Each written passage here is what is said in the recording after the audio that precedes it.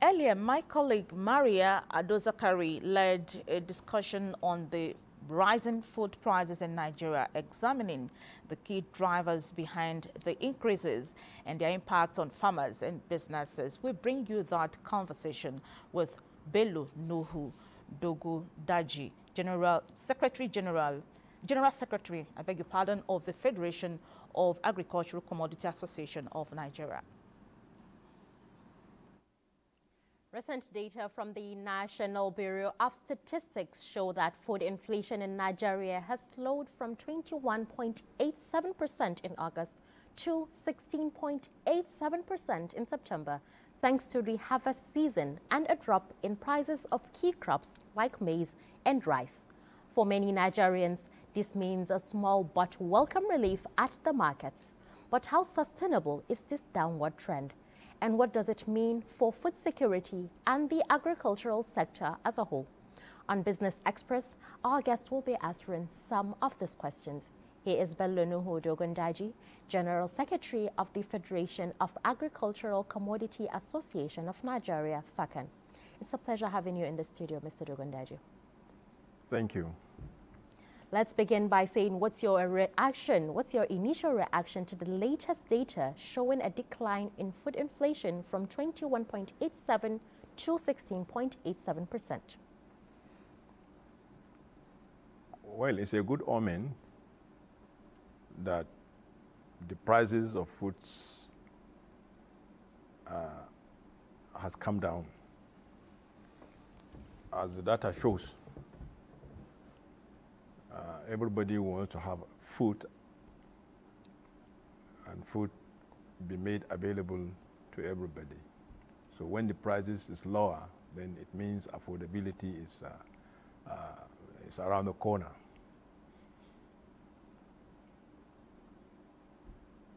You deal mostly with rice, I know. Tell us the current prices for a mudu and a bag of rice now as against what it used to be before. Well, we are living witnesses of what is actually happening in the food industry, particularly rice, maize, and some other staple foods. Yes, there has been significant sharp drop in prices, but we know what is responsible. It's not even from the harvest, because the harvest is now, it's now going on. We have not started. In some places, of course, we have started harvesting rice. In some places, it's on. In the next few weeks to come, we'll harvest. But then we know that there's a lot of importations, particularly on rice, maize, soya, wheat. Yeah, to say the least. So that is just what is responsible for the lower prices. So what factors can you say contribute the most to the easing of food prices? Is it purely seasonal? You said it's not just the harvest. What are the signs of real stability in the food supply chain? Well, I think we need to go back to the drawing board. What I mean by going back to the drawing board is there's a lot of disconnect. What made government to import this food, staple food, into the country? That is the critical aspect of what we should look into. When there's low productivity and the government cannot sustain it for some time, then the easiest way is to import. But what are those responsible for making government to import? That is the question. And it will continue to be unanswered, not until fundamental issues are raised. We are talking about the inputs.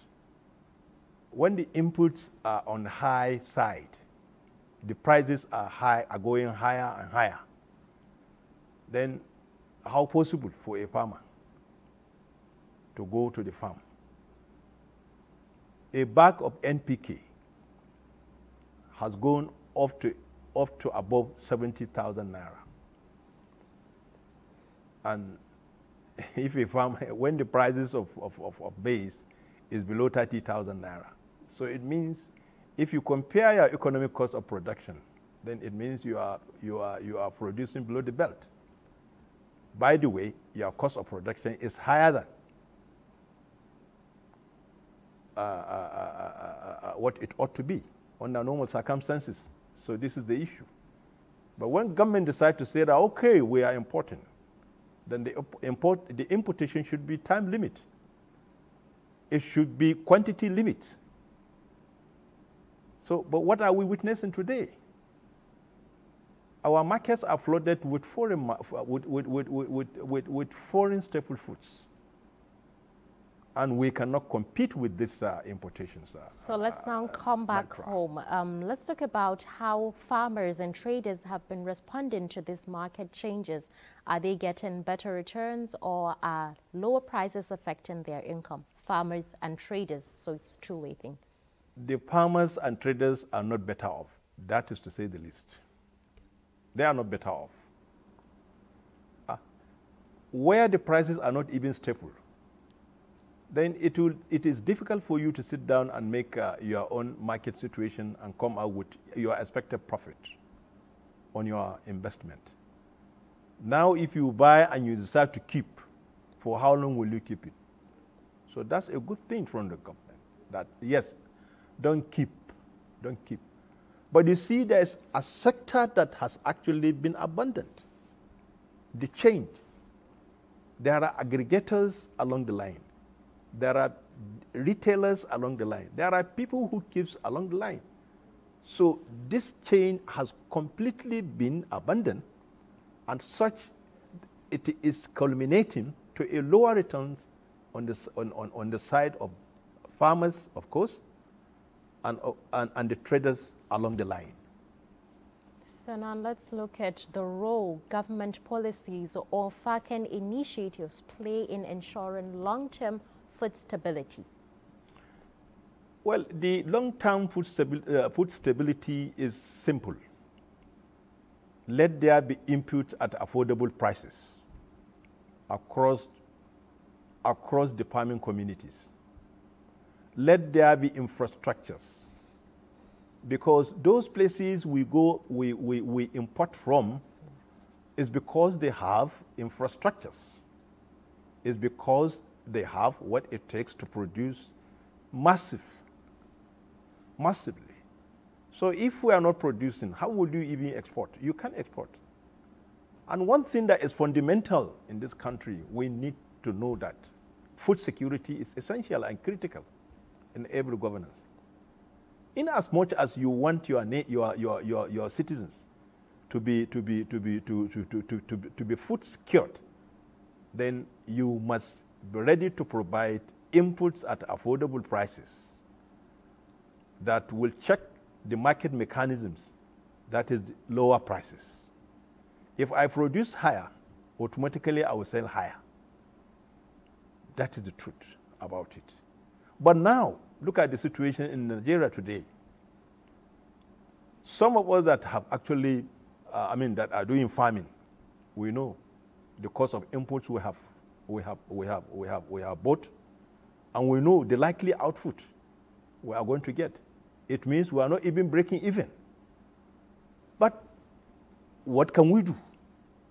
We are putting our eyes, maybe we are on trial, and opportunity is coming, so that government will see where some of the policies went wrong, so that we will come back to the drawing board and check the policies. Where have the policies gone wrong? Then we'll come back with solutions. I believe we're on trial, and I believe we'll get back right.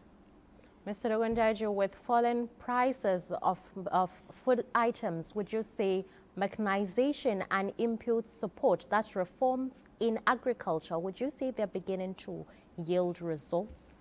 Absolutely. What are we talking about is mechanizations. What are we talking about is reduce the cost of inputs.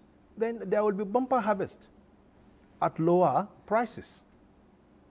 Then there will be food for everybody to eat at reasonable prices. So let's see the policies working. Yes, we have very good designs policies, but when it comes to implementation, that's where we get it wrong. I hope this time around with Baba Asiwaju, we will get things right. May God help us. Let's keep that hope alive. Thank you very much for your time, Mr. Dogondaji. Thank you for coming in.